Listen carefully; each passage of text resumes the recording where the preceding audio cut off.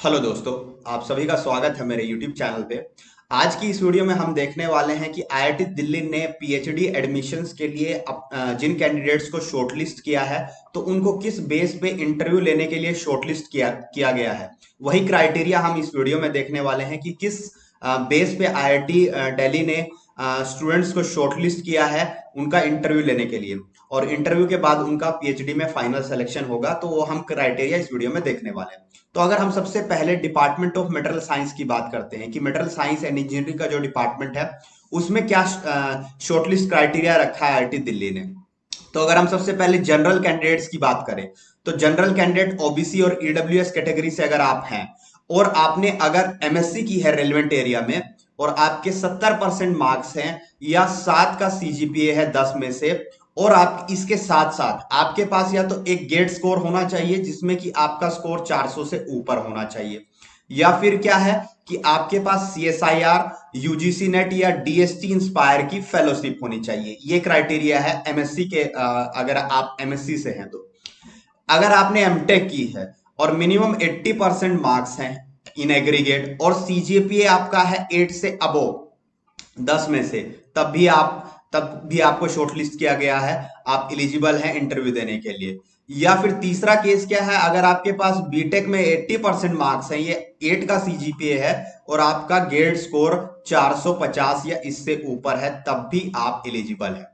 फिर अगर हम S C S T PWD category की बात करें तो आपके 65% मार्क्स होने चाहिए या 6.5 का सीजीपीए होना चाहिए in MSc with relevant areas, और आपके पास गेट का स्कोर भी होना चाहिए 280 या इससे ऊपर, या फिर आपके पास CSIR UGC NET DST Inspire की फेलोशिप होनी चाहिए। एक क्राइटेरिया ये हो गया। और अगर हम एमटेक आपके पास है और आप S C S T PWD category से हैं तो आपके पास एमटेक होनी चाहिए रेलिवेंट एरिया में 75% मार्क्स या 7.5 सीजीपीए के साथ।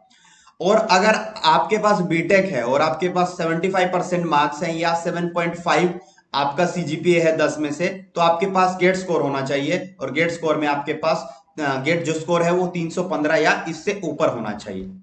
अब हम बात करते हैं कि किन के लिए गेट या नेशनल एग्जाम जैसे कि यूजीसी नेट या सीएसआईआर नेट, इनकी जो रिक्वायरमेंट है वो वेव ऑफ कर दी गई है कि इसकी रिक्वायरमेंट नहीं है उनको। तो इसके लिए क्या चीज जरूरी है। अगर आप किसी सेंट्रली फंडेड टेक्निकल इंस्टीट्यूट यानी सीएफटीआई, जिसमें कि आईआईटीज एनआईटीज और कुछ सेंट्रल गवर्नमेंट की यूनिवर्सिटीज आती हैं, उसमें अगर आप पढ़ रहे हैं और आप 6 सेमेस्टर कंप्लीट कर चुके हैं या उससे ज्यादा कंप्लीट कर चुके हैं और आपका सीजीपीए 8 या इससे ऊपर रहा है, तो वो फॉर्मली इसके लिए रजिस्टर कर सकते हैं, उनको शॉर्टलिस्ट भी होंगे। लेकिन फाइनली जब वो ग्रेजुएट होंगे तो उनके पास 8 या उससे ऊपर का सीजीपीए होना चाहिए। या फिर दूसरा क्राइटेरिया क्या है कि जो लोग ग्रेजुएट हो चुके हैं सीएफटीआई से, उनके पास 8 का सीजीपीए या 80% से ऊपर मार्क्स होने चाहिए। फिर अगर जो जो जो आईआईटी आईआईटी से जिन्होंने एमएससी की है उनकी अगर सीजीपीए 8 या इससे ऊपर है तो उनको भी शॉर्टलिस्ट किया गया है इंटरव्यू लेने के लिए आईआईटी दिल्ली में। फिर हम बात करते हैं जो दूसरा जो कोर्स है वो है बायोमेडिकल इंजीनियरिंग के लिए। इसमें आपका क्या रिक्वायरमेंट मांगी गई है। तो सबसे पहले अगर हम बात करें, अगर आपकी क्वालिफाइंग डिग्री एमएससी केमिस्ट्री है, पॉलीमर केमिस्ट्री है, बायोकेमिस्ट्री है, बायोटेक्नोलॉजी है और अदर रेलिवेंट डिसिप्लिन है, तो क्या मिनिमम आपका परफॉर्मेंस रिक्वायरमेंट होना चाहिए। अगर आप general OBC non creamy layer general EWS category के स्टूडेंट हैं तो आपके 75% मार्क्स होने चाहिए या 7.5 सीजीपीए होना चाहिए on a 10 point scale in qualifying degree. And इसके साथ क्या है कि आपका गेट स्कोर 500 या इससे ऊपर होना चाहिए, या आपके पास CSI IR UGC NET DBT ICMR Inspire की फेलोशिप होनी चाहिए, तब आपको शॉर्टलिस्ट किया गया होगा। अगर आप एस सी एस टी और पीएच कैटेगरी के स्टूडेंट हैं तो आपके 70% मार्क्स होने चाहिए या 7 का सीजीपीए होना चाहिए, और आपका जो गेट स्कोर है वो 450 से ऊपर होना चाहिए, या आपके पास CSIR UGC NET DBT ICMR या इंस्पायर की फेलोशिप होनी चाहिए।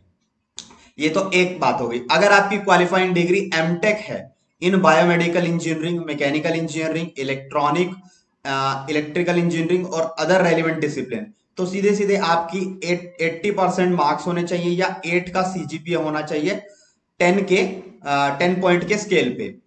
और अगर आप जनरल कैंडिडेट हैं, अगर आप SC ST PH कैटेगरी के स्टूडेंट हैं, तो आपके 75% या 7.5 का सीजीपीए होना चाहिए 10 के स्केल पे।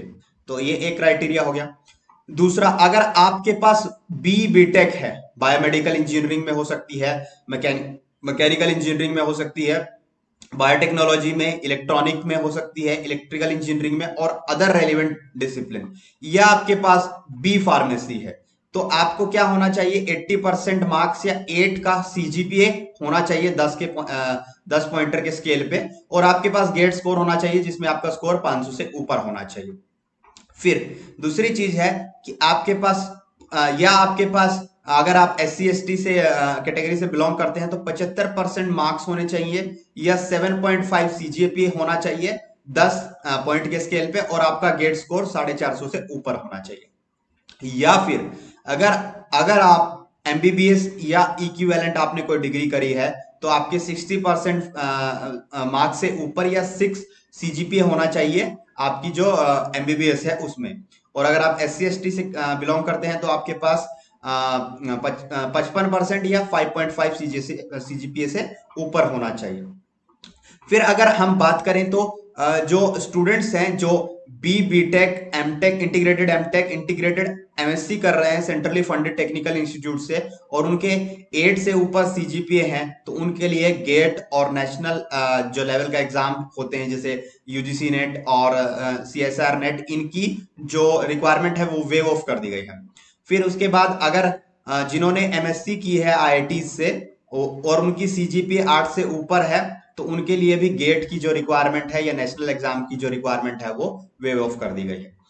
फिर ये हो गया बायोमेडिकल इंजीनियरिंग के लिए। अब हम बात करते हैं केमिकल इंजीनियरिंग के लिए। केमिकल इंजीनियरिंग में अगर बात करें, तो अगर आपकी क्वालिफाइंग डिग्री एमटेक ME है और आप जनरल कैंडिडेट से बिलोंग करते हैं और आपका सीजीपीए 7.5 से अबो है, तो आपको शॉर्टलिस्ट किया गया है। फिर SC ST PH, अगर आप की जो आपकी जो 10 पॉइंटर स्केल पे सीजीपीए 7 है, तब भी आपको शॉर्ट लिस्ट किया गया है। फिर अगर आपके पास अगर आपके पास अगर आपके पास कोई गेट इन इन इन जो ये अगर आपके पास एमटेक ME है, तो आपको गेट या नेशनल लेवल के एग्जाम की रिक्वायरमेंट नहीं है।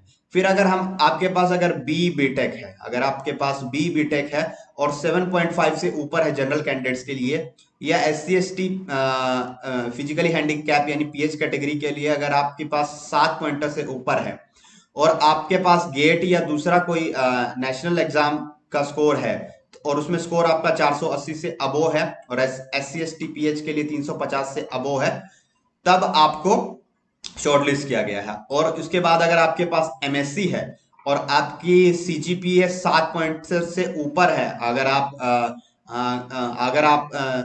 जनरल कैंडिडेट्स हैं, और अगर आप SC ST PH कैंडिडेट हैं, तो आपकी सीजीपीए अगर 7 से ऊपर है, तो आपको जनरल के लिए जो गेट स्कोर चाहिए वो 480 है, और अगर आप SC ST PH के कैंडिडेट हैं, तो आपको गेट स्कोर जो चाहिए वो 350 है। तो ये हो गया केमिकल इंजीनियरिंग के लिए। इसके बाद अगर हम बात करें तो किन किन लोगों को एग्जाम्शन या रिलैक्सेशन दी गई है नेशनल एग्जाम या गेट के एग्जाम में, जो वही सेम चीज, अगर जो सेंट्रली फंडेड टेक्निकल इंस्टीट्यूट में जिन्होंने अपनी BTech, BTech, integrated MTech, integrated MSc करी है, 6 सेमेस्टर से ऊपर हो गए हैं और उनकी सीजीपीए 8 से अबो है, तो वो उनको शॉर्टलिस्ट कर लिया जाएगा, लेकिन फाइनली उनके पास 8 उनका जो पॉइंटर है वो 8 से अबो होना चाहिए। फिर अगर हम बात करें जो ग्रेजुएट्स हैं CFTIs के, उनकी अगर उन्होंने उनका जो एक तरीके से 80% से अबो या 8 का पॉइंटर है उनके पास, तो उनको भी शॉर्टलिस्ट किया गया है। फिर जिनके पास MSc या MA या MSc है, ग्रेजुएट्स हैं जो IIT से, और उनका CGPA 8 से अबो है, तो उनको भी शॉर्टलिस्ट किया गया है PhD के लिए, इंटरव्यू देने के लिए IIT दिल्ली ने। तो ये सारे क्राइटेरियाज थे इन ब्रांचेस के लिए IIT दिल्ली में। IIT दिल्ली ने जिन जिन लोगों को शॉर्टलिस्ट किया है इंटरव्यू के लिए। तो इसके अलावा अगर आपको कुछ और डाउट है, कुछ और जानना है, तो आप कमेंट बॉक्स में जान सकते हैं। Thank you.